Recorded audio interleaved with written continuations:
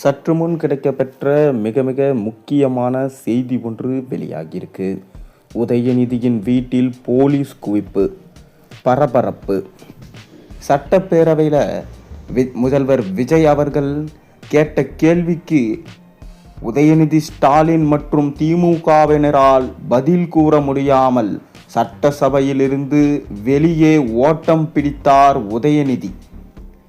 மேலும் வெளியே வந்து முதல்வர் விஜய் அவர்கள் மனைவியையும் அவர் குடும்பத்தையும், அங்கு கணவரை தேடிக்கொண்டிருக்கும் பெண் பற்றி உங்களுக்கு தெரியுமா, இங்கு முதல்வராக யாரை காப்பாற்றப் போகிறார் என்று உதயநிதி ஸ்டாலின் அவர்கள் பேசியிருந்தார். முதல்வர் விஜய் அவர்களது குடும்பத்தை பற்றி, தனிப்பட்ட குடும்ப அரசியலை இவ்வாறு தவறாக பேசிய உதயநிதி மீது பல்வேறு கண்டனங்கள் எழுந்திருக்கிறது.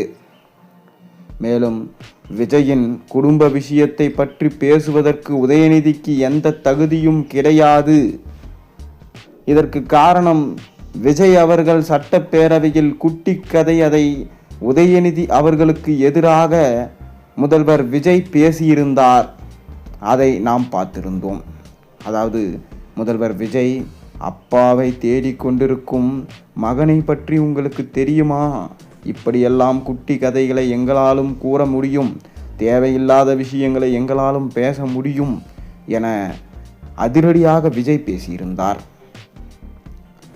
இதுதான் உதயநிதி அவர்கள் நேரடியாக முதல்வர் விஜய் அவர்களை பற்றி தற்போது மிகவும் மோசமான முறையில் விமர்சனம் செய்திருப்பதால் தாவேகாவின் நிர்வாகிகள் புகார் அளிக்க இருப்பதாகவும், இதனால் உதயநிதி அவர்கள் கைது செய்ய வேண்டும், விசாரணைக்கு அழைத்து செல்ல வேண்டும் என்ற மாபெரும் குற்றச்சாட்டுகளும் தற்போது எழுப்பப்பட்டிருக்கிறது.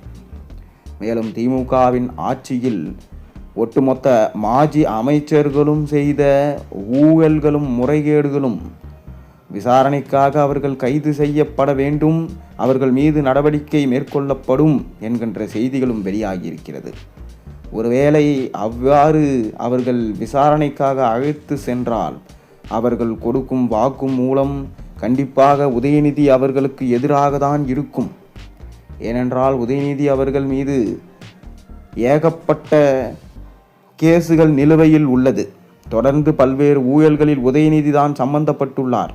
நேரடியாகவோ மறைமுகமாகவோ உதயநிதியின் பெயர்கள் அனைத்து விஷயத்திலும் அடிபட்டு வருகிறது. நாம் ஏற்கனவே பார்த்திருந்தோம்.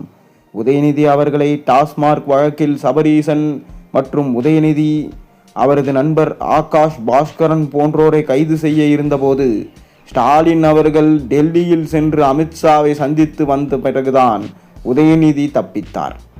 ஆனால் அந்த கேஸை நிலுவையில் தான் வைத்துள்ளார்கள். தொடர்ந்து எப்போது வேண்டுமானாலும் உதயநிதியை கைது செய்ய அவர்களால் முடியும். மேலும் தற்போது மிகவும் மோசமான முறையில் உதயநிதி பேசியது பல்வேறு அதிர்வலைகளை ஏற்படுத்தி உள்ளது.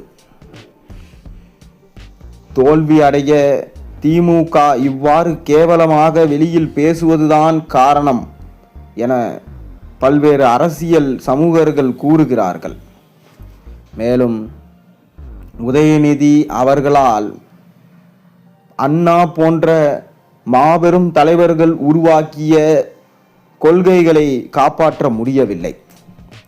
மக்களுக்காக கட்சி இருந்தால் விஜய் அவர்கள் கேட்கிற கேள்விகளுக்கு சட்டப்பேரவையில் உதயநிதி ஸ்டாலின் பதிலளித்திருப்பார். பார்ட்டி ஃபண்ட் என கூறிய உடனே ஏன் சட்டசபையிலிருந்து வெளியே ஓட வேண்டும்? மேலும் உதயநிதி போன்ற திமுகவின் மாஜி அமைச்சர்கள், அது மட்டுமில்லாமல் தற்போது உள்ள அமைச்சர்கள் வரை ஏன் முதல்வர் விஜய் அவர்கள் மௌனமாக அமைதியாக உட்கார்ந்திருக்கிறார் என கேள்விகளை எழுப்பியிருந்தீங்க. ஆனால் வாயை திறந்து 5 நிமிஷம்தான் பேசணும், அதற்கே இப்படி வெளியே ஓடிட்டீங்கன்னா அதை விட்டுட்டு ஏன் பேச மாட்டேன்னு சொல்லிட்டு கேட்டுன்னு இருக்கீங்கன்னு விஜய் அவர்கள் கூறியிருந்தார். தொடர்ந்து பல்வேறு ஊழல்களை செய்ததால் தான் பார்ட்டி ஃபண்ட் என கூறியதன் காரணமாக பல சலசலப்புகள் சட்டசபைக்குள் எழுந்தது. திமுகவினரும் வெளிநடப்பு செய்திருந்தார்கள். மேலும் விஜய் அவர்களது குடும்பத்தை பற்றி பேசுவது எந்த விதத்திலும் நியாயம் கிடையாது. விஜய் அவர்கள் மனைவியுடன் விவாகரத்து பெறுகிறார், விவாகரத்து பெறாமலும் இருக்கிறார். அது அவர்களது குடும்ப ரீதியான தனிப்பட்ட விஷயம். அதை சமூக ரீதியாக பிரச்சனையாக நாம் எப்படி பார்க்க முடியும்? உதயநிதி அவர்கள் சாதாரண நபர் என்றால் மன்னித்து விடலாம். ஆனால் அவரோ எதிர்க்கட்சி தலைவர், ஒரு மாபெரும் அமைச்சர் பதவியில் அங்கீகாரத்தில் அவர் அமர்ந்திருக்கிறார். ஆனால் அதை சரியாக பயன்படுத்த முடியவில்லை. இதனால்தான் அப்போதே கூறினார்கள், உதயநிதி அவர்கள் எதிர்க்கட்சி தலைவராக சிறப்பாக செயலாற்ற மாட்டார், அவருக்கு எதிர்க்கட்சி அந்தஸ்து கொடுத்தது தவறு, அவர் பேசும் பேச்சுகள் அனைத்தும் சரியில்லை என கூறினார்கள். இதனால்தான் முதல்வர் விஜய் அவர்கள் சிறிது நேரம் பேச ஆரம்பித்த உடனே உதயநிதியால் பொறுக்க முடியவில்லை. ஏற்கனவே நாம் கூறியிருந்தோம், விஜய் அவர்களை என்னால் முதலமைச்சராக ஏற்றுக்கொள்ள முடியாது என்று துர்கா ஸ்டாலினிடம் உதயநிதி கூறியதையும், அங்கு வீட்டிலிருந்த டிவியை உடைத்தது, மேலும் விஜய் ஆட்சியை கலைக்க வேண்டும் என கூறியது அனைத்தையும் பார்த்திருந்தோம். அதன் ஒரு பக்க விளைவுதான் உதயநிதியால் விஜய் செய்த செய்கையையும் விஜய் சொன்ன வார்த்தைகளையும் அவரால் பொறுத்து கொள்ள முடியவில்லை. உடனே பொங்கிவிட்டார். மேலும் உதயநிதி இவ்வாறு பேசியதற்கு காரணம் என்ன தெரியுமா? ஏனென்றால் உதயநிதியால் ஊழல் செய்ய முடியவில்லை. மேலும் டாஸ்மார்க்கில் இருந்து வரக்கூடிய மாத கமிஷன் தொகை கோபாலபுர இல்லத்திற்கு செல்லாத காரணத்தினாலும் விரக்தியிலும் இருக்கிறார். இதற்கு முன்னாள் திமுகவின் ஆட்சியில் செய்த ஊழல்கள் ஒவ்வொன்றையும் மக்கள் மத்தியில் வெள்ளையறிக்கையாக வெளியிட்டு தற்போது அந்த துறை சார்ந்த அமைச்சர்கள் வெளியிட போவதாகவும், அதனால் நிதிநிலை பற்றி மக்கள் தெரிந்து கொள்வார்கள் என்கின்ற தகவலையும் விஜய் அவர்கள் கூறியிருந்தார். நான் மக்களின் பணம் ₹1 கூட வாங்க மாட்டேன், ஆனால் வாங்கினவங்களையும் விடமாட்டேன், இதுக்கு முன்னாடி ஊழல் பண்ணவங்களையும் விடமாட்டேன். கொஞ்சம் கொஞ்சமாக வெளி தோண்டி எடுக்கும்போது கொஞ்சம் கொஞ்சமாக திமுகவினருக்கு பயம் வந்துருச்சுன்னு விஜய் பேசியிருந்தார். ஆனால் இனி வரக்கூடிய வெள்ளை அறிக்கை அந்தந்த துறை சார்ந்த அமைச்சர்கள் வெளியிடக்கூடிய முறைகேடுகள் எதற்கெல்லாம் தேவையில்லாமல் செயல்படுத்தக்கூடிய திட்டங்கள் என்பதை வெளிக்கொண்டு வரும் விதமாக தற்போது தாவேகாவின் ஆட்சியில் அடுத்த கட்ட நடவடிக்கைகள் மேற்கொள்ள திட்டமிட்டிருப்பதாக தகவல்கள் கிடைச்சிருக்கிறது. மேலும் விஜய் அவர்கள் ஆவேசமாக பேசிய பேச்சுகளை கேட்டு உதயநிதி ஸ்டாலினால் பொறுத்து கொள்ள முடியவில்லை. அவர் சட்டசபை கூட்டத்தொடரிலிருந்து பதறி அடித்து கொண்டு வீட்டிற்கு ஓடியிருக்கிறார். கண்ணீருடன் துர்கா ஸ்டாலின் அவர்களையும் சந்தித்து தன்னை இந்த அளவுக்கு விஜய் அவர்கள் அசிங்கப்படுத்தி விட்டார் என தெரியப்படுத்தியிருக்கிறார். அப்பாவை கொளத்தூரில் எப்படி தோல்வியடைய செய்தார்களோ அதை வைத்து அந்த பேச்சை எல்லாம் விஜய் பேசியிருக்கிறார். கொளத்தூர் தொகுதியில் அப்பாவை வெற்றியடைய வைக்க முடியாமல் துரைமுருகன், சேகர்பாபு மற்றும் திமுகவின் மாஜி அமைச்சர்கள் செய்த தவறினால்தான் தற்போது எதிர்க்கட்சி தலைவராக பொறுப்பேற்று சட்டசபையில் உதயநிதி ஸ்டாலின் அவர்கள் அவமானப்படுத்தப்படுகிறார் என்பது போல அவர் கண்ணீர் விட்டு துர்கா ஸ்டாலின் அவர்களிடம் பேசியதாகவும் தற்போது தகவல்கள் வெளியாகியிருக்கிறது. இனியும் விட முடியாது, விஜய் அவர்களின் ஆட்சியை கலைக்க வேண்டும். 6 மாத காலம் அமைதியாக இருப்போம் என்பதை சொல்வதை தவிருங்கள்.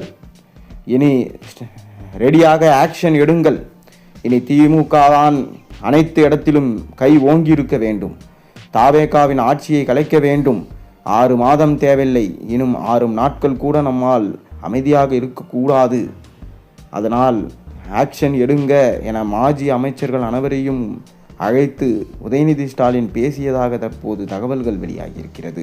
மேலும் சேகர்பாபுவை அழைத்து துர்கா ஸ்டாலின் அவர்கள் கடுமையாக திட்டி வெளியே அனுப்பியதாகவும், என்ன செய்வீங்களோ தெரியாது, சட்டசபையில் உங்களால் முடிந்ததை செய்யுங்கள், இனி விஜய் பேசவே கூடாது, அதனால் விஜய் மீது பல்வேறு அவதூறுகளை பரப்புங்கள் என்கின்ற விஷயத்தை கூறியதாக தற்போது இணையத்தில் வேகமாக வைரலான இந்த விஷயம் பரவி கொண்டிருக்கிறது. மேலும் நடைபெறப் போகும் உள்ளாட்சி தேர்தல் மற்றும் இடைத்தேர்தலிலும் சரி திமுக தான் வெற்றி பெற வேண்டும் என உதயநிதி தாவேகாவை எப்படியாவது தோற்கடித்து ஓடவிட வேண்டும் என கூறியிருக்கிறாராம்.